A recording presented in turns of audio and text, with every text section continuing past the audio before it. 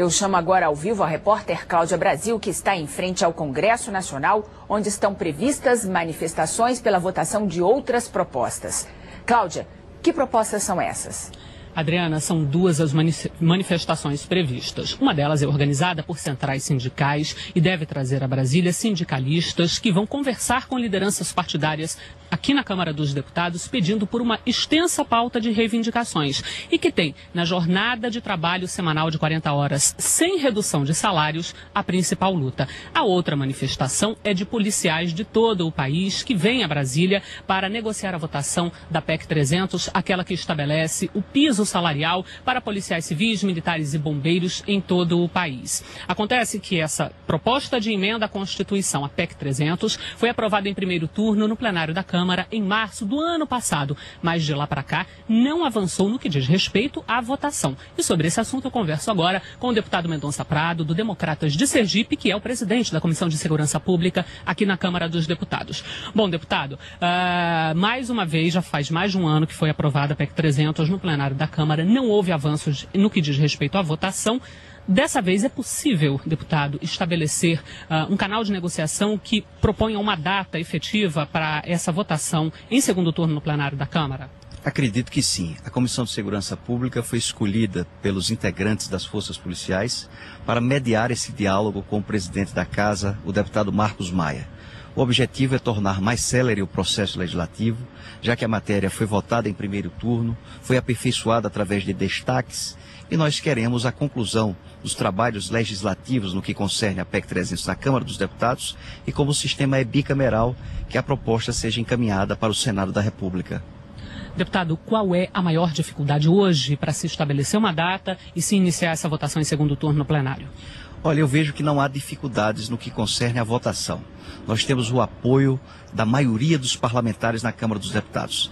Entretanto, o governo faz restrições na ideia de compartilhar recursos e responsabilidades entre a União e os Estados-membros. E nós precisamos que haja esse processo de responsabilidade dividida entre União e Estados para que possamos fazer os investimentos não apenas em tecnologia, não apenas em armamento, em viaturas, mas principalmente na valorização do trabalhador de segurança pública.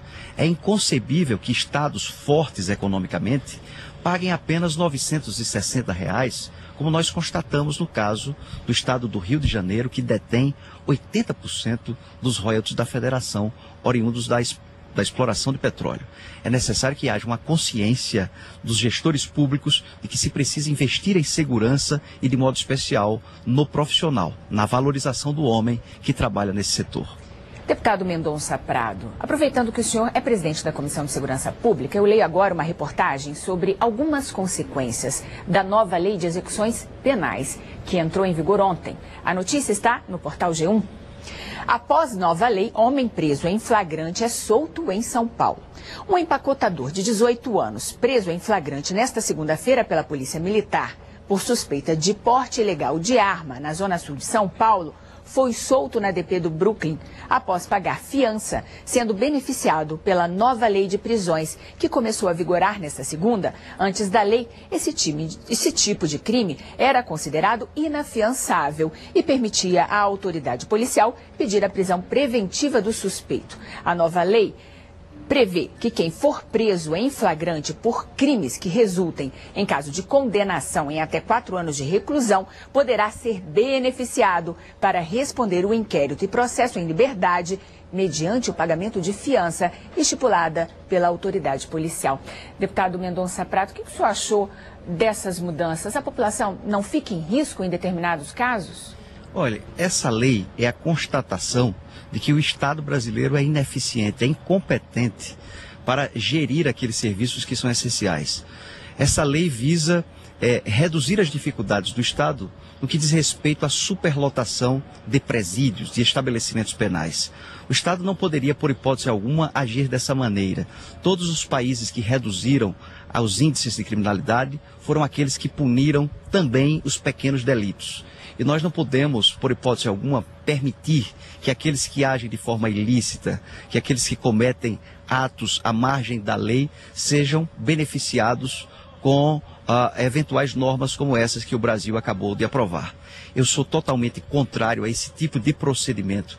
Acho que nós precisamos sim melhorar a educação, melhorar a abertura de espaços no mercado de trabalho, para que não tenhamos tantas pessoas agindo à margem da lei. Mas enquanto houver pessoas que precisam ser punidas, elas devem cumprir pena exemplarmente, porque só dessa maneira nós vamos reduzir a violência no nosso país. Eu concordo com você, Adriana.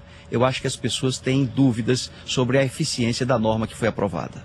Deputado, para finalizar, voltando ainda e falando sobre a questão do piso salarial para os policiais, há uma previsão da criação de um fundo que auxiliaria no pagamento, na manutenção desse piso, desses salários. Bom, há previsão de fontes para a criação desse fundo, deputado? Sim, nós estamos indicando no Sistema Tributário Nacional mecanismos para, da mesma forma que acontece com o Fundo de Participação dos Estados e o Fundo de Participação dos Municípios, retirar 5% do que é arrecadado de IR e 5% do que é arrecadado de IPI, para que esses recursos sejam destinados ao Fundo Nacional de Segurança Pública, que servirá para auxiliar os Estados-membros nos investimentos nas forças de segurança e também no pagamento das folhas, como já acontece em serviços de saúde e de educação. É evidente que os valores são valores que preocupam o governo federal, mas são valores imprescindíveis, porque no Brasil hoje, lastimavelmente, morre mais gente do que em todas as guerras que aconteceram. O Brasil só consegue ser melhor em termos de segurança do que o que ocorreu na Segunda Guerra Mundial. Fora isso, nós somos os campeões, o campeão da violência. Isso é ruim. Nós precisamos investir em segurança para dar paz e tranquilidade à população do nosso país. Eu disse que era a última pergunta, mas agora sim, a última pergunta, deputado. Nessa negociação com os policiais, caso não haja um avanço no que diz respeito ao estabelecimento de uma data para votar a PEC 300, pelo que o senhor tem conversado com as lideranças policiais, há uma possibilidade real de paralisação, de greve, enfim, de alguma manifestação um pouco mais radical por parte dos policiais em função dessa estagnação, dessas negociações? Cláudia, eu devo dizer que o Brasil não suporta um dia de paralisação da segurança pública.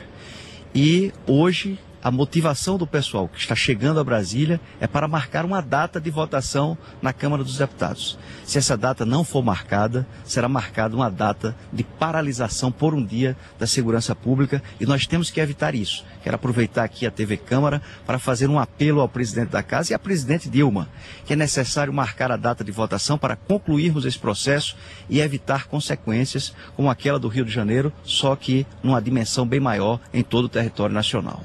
Deputado Mendonça Prado, presidente da Comissão de Segurança da Câmara, muito obrigada pela sua participação. Adriana, nós vamos continuar então acompanhando as negociações e manifestações. Adriana.